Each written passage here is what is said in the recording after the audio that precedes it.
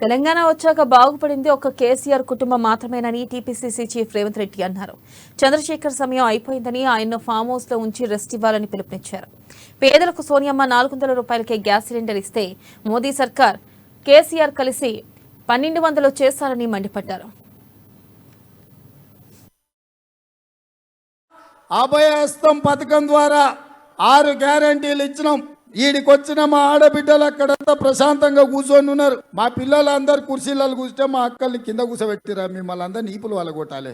చూడ అక్కడ మా అక్కలు చూడు ఎంత జాగ్రత్తగా కూర్చున్నారో.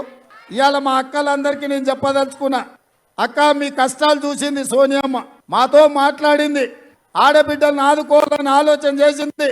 అందుకే మహాలక్ష్మి పథకం ద్వారా ప్రతి నెల ఇంటి ఖర్చుల కోసం, పిల్లల చదువుల కోసం, ఆత్మగౌరవంగా బతకడం కోసం ప్రతి నెల సర్కారు కొలువు చేసినోనికి మొదటి తారీఖు నాడే జీతం ఎట్లొస్తుందో మీ ఖాతాలలో ప్రతి నెల మొదటి తారీఖు నాడు 2500 రూపాయలు మీ ఖాతాలేసి ఈ ఆడబిడ్డలను ఆదుకోవడానికి సోనియమ్మ ఆదేశాలు ఇచ్చింది.